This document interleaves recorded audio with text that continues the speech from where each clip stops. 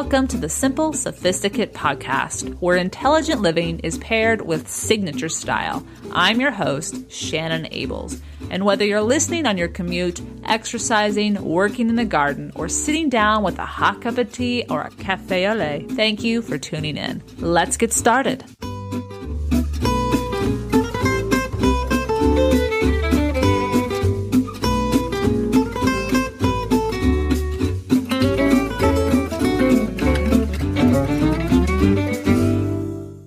Welcome to the Simple Sophisticate. But first, a word from today's sponsor. Have you ever tried a Kind bar? You might have seen them in your local grocery store, a coffee shop, or at the gym. They make delicious, healthy snacks using whole ingredients you can actually recognize and pronounce. Well, if you're ready to try some tasty and healthy snacks, we've got a special deal for you. You can try 10 Kind bars for free. All you have to do is pay for shipping. And when you order the sample box, you'll also get to try Kind's Snack Club, where you'll receive monthly snacks at a discount and get member-only bonuses. You shouldn't have to choose between your health and taste when it comes to snacking. And that's why both award-winning chefs and nutritionists love and recommend Kind bars. I actually tried their black truffle almond and sea salt bar recently, and as someone who already loves almonds, and of course I love a little chocolate, oh my goodness, yum. I was absolutely satiated. 200 calories, a low sodium snack that's gluten-free, and simply knowing it's made in the United States with ingredients that I can pronounce, the perfect snack for me when I travel. To pick up your free sample box, go to kindsnacks.com/TSS. So that TSS stands for the Simple Sophisticate. That website again, kindsnacks.com/TSS to pick up your free sample box. And remember, when you support our sponsors of the Simple Sophisticate podcast, you help support this podcast so we can bring it to you free. Welcome to Monday, and welcome to the 170th episode of the Simple Sophisticate. I want to take a moment and thank all of the listeners who tuned in during French Week last week, where we had 3 different episodes, 3 different lovely guests, and your responses on the comment section on the blog, The Simply Luxurious Life, and even in our reviews for this podcast last week, were so kind and so supportive and appreciative. I just want to say thank you to you for all of your support and letting me know that that's something you were interested in, because in all honesty, it was because you guys told me last year you loved French Week that brought it back again this year. So thank you very much for your feedback. Because of that, I want to share a comment, a review actually, on iTunes as a way to say thank you. As you guys know, when you share what you love about this podcast on iTunes or Stitcher, it is very helpful to new listeners. So they figure out what this podcast is all about and can say, yeah, I want to tune in as well. So I want to say thank you to Michelle Loves Riley. Is the handle. And they wrote, on Monday mornings, I look forward to my cup of coffee and this podcast. It's light, lovely, and inspires the listener to appreciate the beauty in their life. Bravo. So I want to thank Michelle Loves Riley for taking the time to share what you loved about this podcast. It does help us in the rankings, obviously, but more importantly, it helps new listeners see what this podcast is all about. So feel free to do that whenever you have time, even if you just have time to give a star. That is also very helpful. So thank you so much. But let's get to today's topic. We are going to talk about being single. Now I'm going to give those who aren't single a moment to go, I don't want to listen. But then I want to say, please do. Please do, and I'll explain why as I begin. Because this isn't about saying one way of life is better than the other. It's actually just the opposite, in the sense that they're both fantastic. And it's important for us to appreciate both of them, because we are the similar or the same or the individual theme that runs through both of those ways of living, should we choose to do both those ways of living, right? And our petit plaisir this week is actually something very inexpensive that I sincerely love in my everydays that really enhances the quality in just a few simple minutes. And I'm excited to share that with you here at the end of today's episode. So let's get started. The topic, being single, is luxurious living. Having lived on my own most of my adult life, but significantly so these past 5 years, without hesitation, I can say I've loved every minute. Some people scoff in disbelief, but it was this time alone, not being lonely, that enabled me to cultivate my dreams and gradually turn them into my reality. Even if you're not single at the moment, as I mentioned at the top of this episode, I would encourage you to listen, or if you're reading this episode on the blog, continue to do so. Because the more we understand any individual's choice, the more at peace we can be with our own. As well, as I mentioned earlier, we really need to understand, because I think you're going to see some overlap here, that it doesn't matter what state we're in, single, married, partnered, we can make that experience the most luxurious we want it to. It's completely in our control. And so even if you are not single, you may come to see that in this list of 8 things that, I didn't even think about that. That's something I can do maybe when my partner's traveling, or maybe when I'm on my own, when I'm traveling for work or play or whatever, that would really enliven every moment that I have by myself. Now, today's episode was inspired by 2 things. One was Mari Andrews' recent illustration on Instagram. She's an artist that I follow on Instagram. I highly recommend following her, by the way. She has her illustrations on Cup of Joe as well, so you may have seen her on that blog. Seeing this post of hers synchronized with the return of my partner, who has been working abroad for nearly 6 months. I have been contemplating the single life and then the life one shares with a partner significantly more than I have in the past. In many ways, I have felt single these past 5 to 6 months with regards to how I go about my days. I mean, I am on my own, right? So I'm not having dinner with him. I'm not having breakfast with him. We're not sharing those intimate physical moments in each other's presence. But my heart is partially here in Bend and partially where he was temporarily working, which meant my mind as well as my scheduling in order to communicate, as the time difference was different, definitely did not make me feel single. But as he returns home, I am grateful. Of course, most importantly, I am grateful for his return, to have him here, but as well grateful for the time I have been single, and the fact, and what I mean by being single is before I met him, and the fact that I sincerely savored those past 5 years. As I mentioned in a post that I wrote in 2011, and I'll share a link to it on today's show notes, and I went into a little bit more depth in the Simply Luxurious Life book, being single is a beautiful opportunity. And it's not something to run away from, but rather to run directly into, embracing every moment. In fact, in my case, I wholeheartedly agree with this quote I want to share with you from Elizabeth Gilbert. She was sitting down with a conversation with Oprah, and she shared this: avoid romantic entanglements in your youth and focus on yourself. The amount of hours of time I spent with boys and men that I could speak fluent Mandarin now in the amount of hours I spent. I wish that I had spent those youthful years just feeding this mind.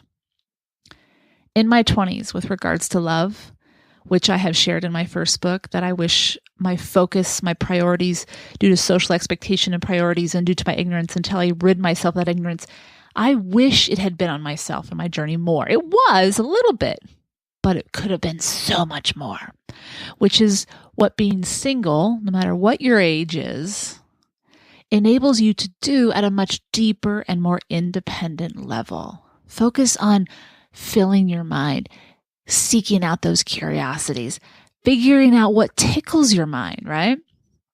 Let's talk today about the luxuries of being single. And I want to demystify the derogatory notion that being single is a stigma, a stage that it's where you're supposed to eventually get to someplace else. No, not necessarily. This stigma has been losing its grip, I will admit, a bit, as fewer women, in fact, 53% of women in the United States that are 18 or older are not married. There are fewer women that are married than those that are single in the United States, according to a 2015 U.S. Census report. And of all people 18 or older, 45% are not married. That number continues to get bigger. However, the media, communities that we live and reside in, and the online dating businesses, for example, would prefer if you sought out a partner to wed. After all, there is money to be made if you feel you are missing out. You will subscribe to their services. You will purchase their products in order to enhance what we all know doesn't need to be enhanced. You are enough just as you are. You will fork over money for all this excess stuff for weddings. Now, I am not advocating for single life and against being married, but I am jumpstarting a conversation about where the pressure to marry is coming from. If it's coming from a sincere love and affection for your partner and they for you, beautiful, dive in.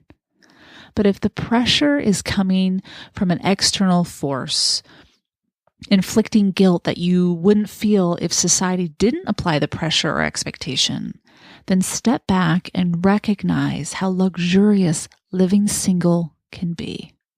It's so important to understand why we seek what we seek. And if we aren't sure, that is a reason to pause. So why am I seeking this? Do I really want a partner right now? And if I was honest with myself, in my 20s, I wasn't really wanting a partner. I was curious. I moved a couple different places. I did a little bit of traveling. I didn't know what I wanted necessarily in a partner because I didn't really know where I was heading. I didn't start the blog, for example, until I was 30. And that came out of exploration when I was single. Not to say that you can't come up with a grand idea when you're with somebody, but for me, and especially in my 20s, that single period could have been better used. I then did learn that lesson. I'm so thankful, and applied it in my 30s. And some people really are shocked when I say, no, the last 4 and 5 years were amazing.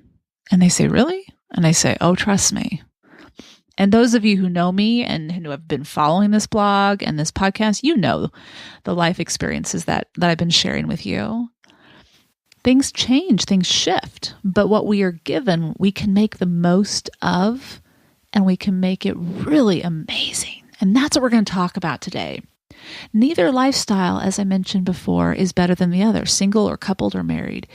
We each make it simply luxurious based on how we structure our days, our time, our thoughts, our conversations, and our priorities. But today, I want to pay homage to a lifestyle that has served me very well and a way of living that provided a haven for my dreams to grow. Number 1, being single allows you to flesh out your dreams. Since I mentioned it in the introduction, I wanted to start with this benefit of being single. You figure out what you truly want, or at least you have the opportunity to. As you go about your life as a single person, you have the opportunity and the time to listen to yourself, to focus on yourself without balancing your pursuit with another's. And upon coming to better understand yourself, you begin to navigate a journey that leads you to new experiences, new people that are more in alignment with what you value, whether they will become future business partners or be a new client or a life partner potentially. So number 1, the first luxury of being single is that you get to flesh out your dreams. Number 2, a trust in yourself is strengthened beyond expectation. As Mari mentions in her illustration, and I will provide a link to it on today's show notes so you can take a look at it, I couldn't agree more. You begin to recognize how resourceful you actually are. Need to know how to handle a locked out of the apartment or house situation? You've done that, and you've figured out a plan B because you have to rely on yourself for the next time that it happens, because it just might happen. And knowing you have a plan B brings you peace of mind in the process. Need to tighten your budget to save up for that dream of investing in your business? You've done that, been disciplined, and found out you could live without so many dinners out for a period. So that's the one thing. Often we are initially single and we think, I don't want to be single then. We guff and goff about it. But sometimes we need to be put in those situations to realize how capable we are. And when we realize how capable we are, we start to realize that we've got this. We can do this and we can rock this. And that's when falling in love with being single begins for people that don't initially start out loving it. So it's something to keep in mind. If you aren't really feeling comfortable in that situation right now, maybe you're single right now and you're just not feeling it. You're like, Shannon, good for you, but it's not for me. Maybe it's life's way of saying, there are some things that you don't know about yourself that you need to figure out because you're pretty darn amazing. Give yourself the opportunity. All right, moving on to number 3. Fewer heart worries. What I mean by this is, as I have been going about my days these past months, as I mentioned, I have been comparing how I felt this year versus last and the years before in which I was single. And one of the differences is in moments of worry that are completely out of my control, my heart aches. It hurts in a way that it doesn't hurt when I don't love someone. When you are single, your focus is on yourself, your projects, your job, perhaps more remotely, your family. If you have children, they receive more of your time, your pets, and any idea that tickles your fancy. The unknowns are fewer. They're not entirely gone, mind you. I mean, we can fill that void. We shouldn't, but we can. But with regards to matters of the heart, we don't have to worry about that ache. And sometimes that's why people love being single. I've said that before to myself. I don't want to deal with the highs and the lows is what I used to say. But that's a whole other conversation to have later when you're with the right partner that we can have on this podcast. But the idea is you're protecting your heart. Because your heart is going to be exercised emotionally. You're going to have that love for someone, and it's going to hurt when you don't know certain things, that you have no control over. And that's when, faith comes into play, and you have to let go of that need for certainty. You have to let go of being protective and instead make yourself vulnerable. But that's also when the beautiful things happen. But that's why I want you to appreciate it. That's what I appreciated of being single, is that my heart was just, it breathed. It didn't get uber stressed out. You know what I mean? I don't know how to explain that any better unless you've been there, but trust me, it's a good luxury.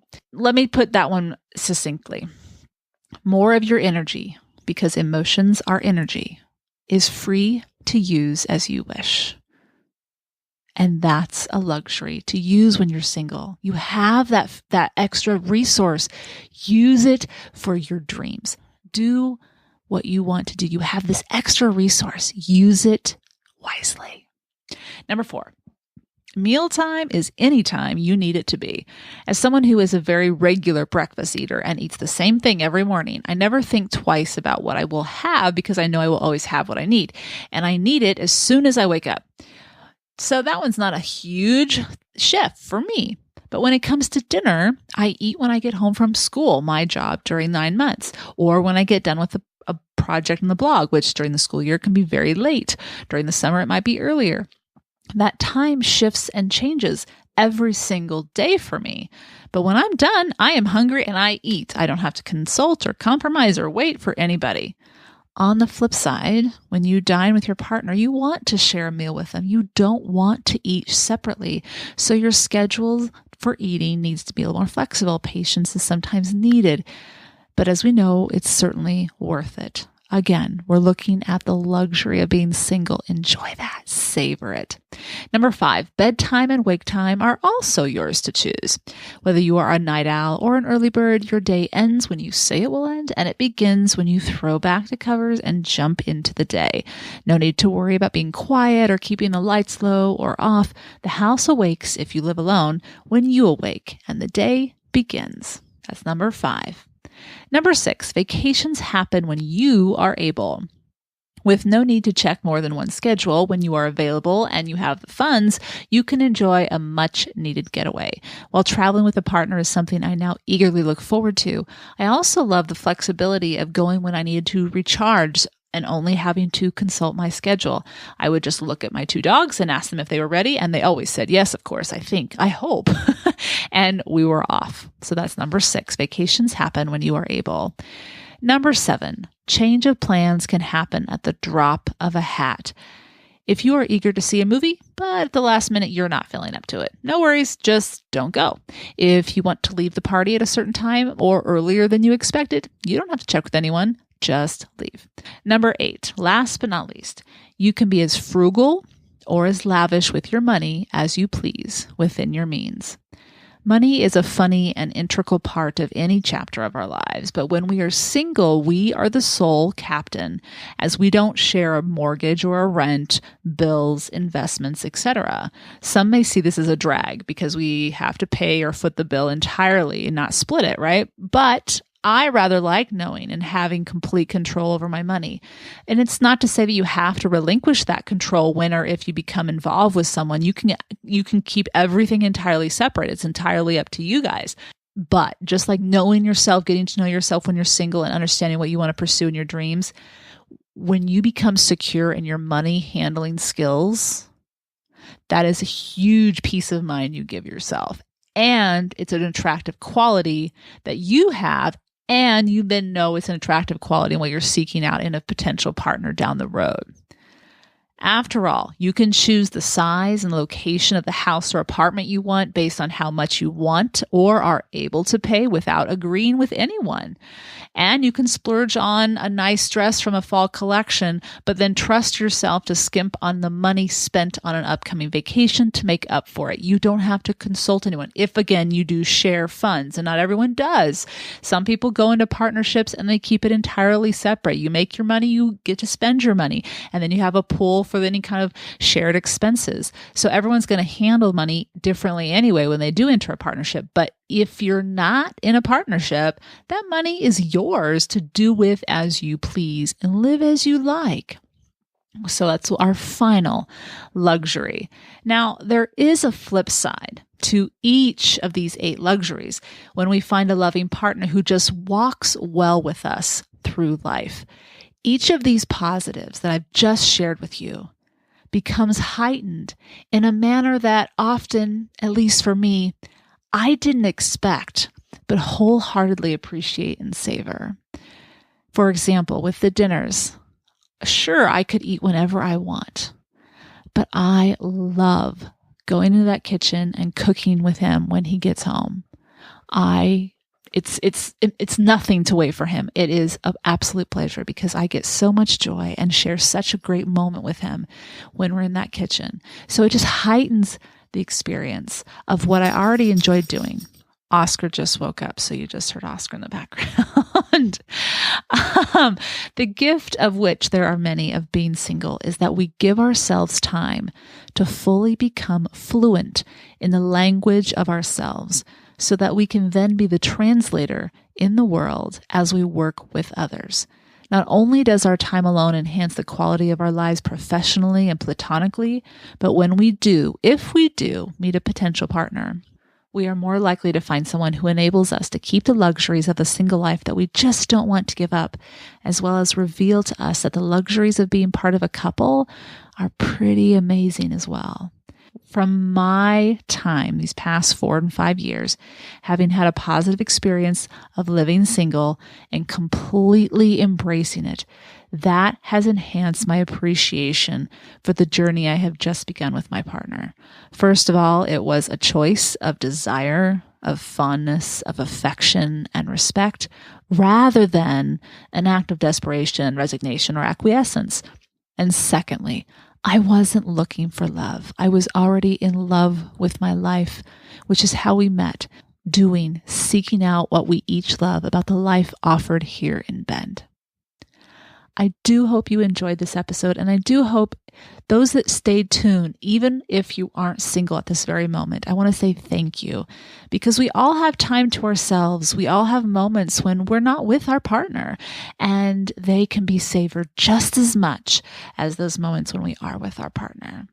For the show notes, for the links to those items that I shared, visit thesimplyluxuriouslife.com/podcast 170. Also, I have a handful of posts and previous episodes. In fact, episode 94, we talk about the truths and myths of the independent single woman. That was one of our top episodes from a year ago. I included a link to that on today's show notes, as well as a couple other links to past posts that I think you will enjoy that are on the similar topic. And now stay tuned. I'll be right back with this week's Petit Plaisir.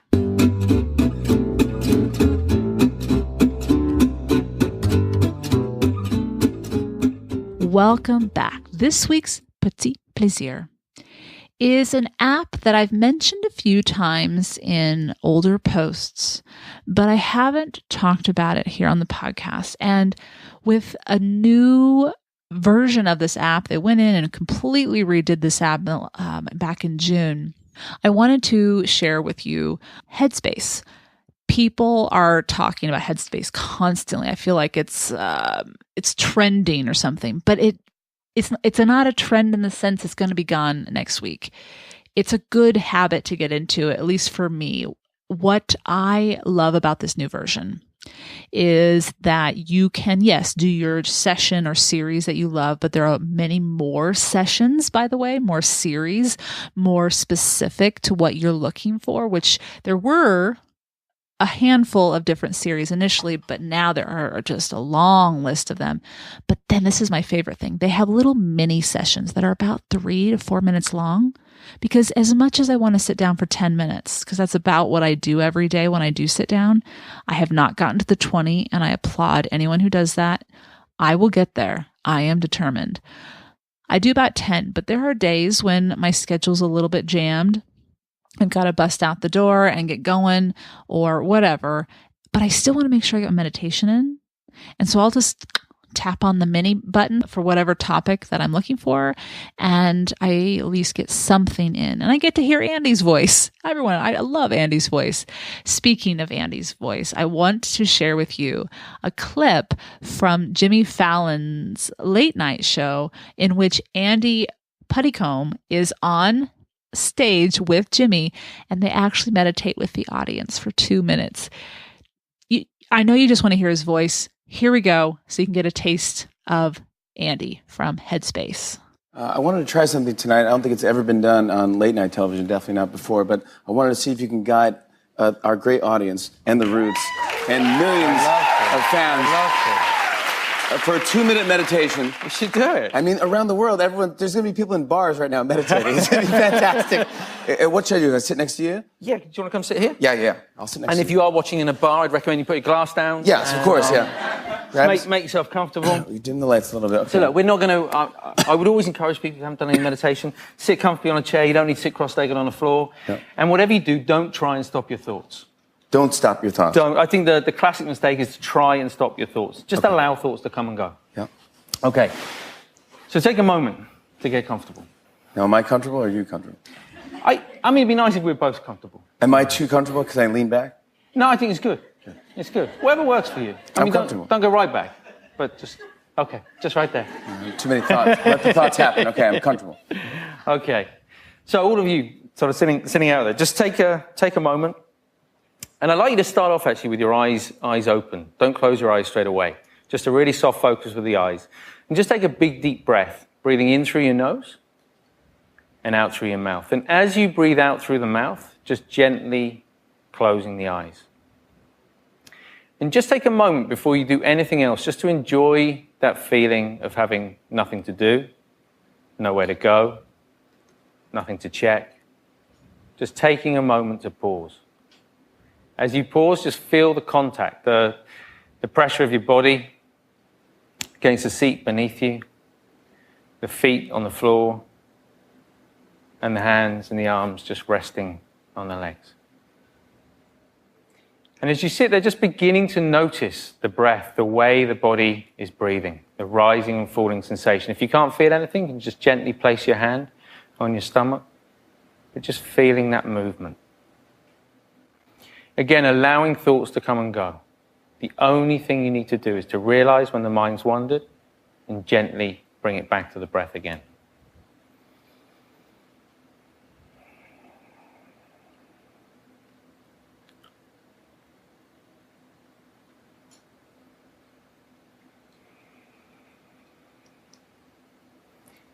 And then just gently bringing the attention back to your body, back to that feeling of contact on the chair, the space around you. And when you're ready, you can just gently open your eyes again. So that is just a taste of what the sessions that you will hear with Andy on Headspace. I appreciated him talking briefly just in that little session about noticing your thoughts. Don't stop them. I think that's the most powerful thing. And he calls that noting. And that's the other thing I love about Headspace is in at least the 10-minute sessions and longer, you will get tips on different strategies and tools on how to, for example, okay, my thoughts are wandering. How do I, and he's not trying to stop you from thinking in that case, but he'll say, this is how or what to do. And they call that noting. They also talk about visualization. There's a lot of different tools. And so it is a valuable resource for me.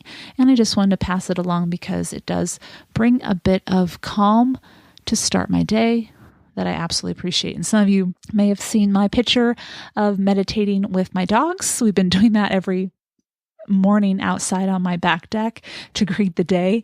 And I kid you not, as soon as I sit down, Oscar's like, okay, thanks for the pat on the porch, because I bring my yoga mat out and Oscar takes the front of the mat. And then Norman, if he's awake, he'll come. And when he does, it's like, Mom, I got to be close to your lap. So you'll see a picture of all three of us meditating and greeting the day on the show notes. You can find the show notes at thesimplyluxuriouslife.com/podcast 170.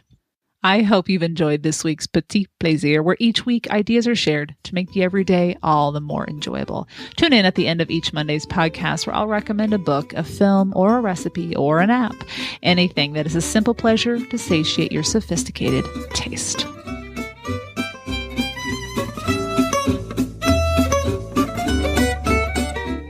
Thank you for tuning in to the Simple Sophisticate podcast, where intelligent living is paired with signature style. For more ideas and inspiration throughout the week, stop by the blog, thesimplyluxuriouslife.com, or pick up the book, now available on Audible, iTunes, and Amazon, as well as in paperback, Choosing the Simply Luxurious Life, A Modern Woman's Guide. To stay caught up on the most recent episodes of the podcast, blog posts, and to receive exclusive news as well as an extra dose of inspiration to start your weekend, subscribe to the Simply Luxurious Life's weekly newsletter, which arrives in your inbox each Friday morning to enjoy with a hot cup of tea or a hot cup of coffee. Thank you for listening. I'm your host, Shannon Ables. À la prochaine.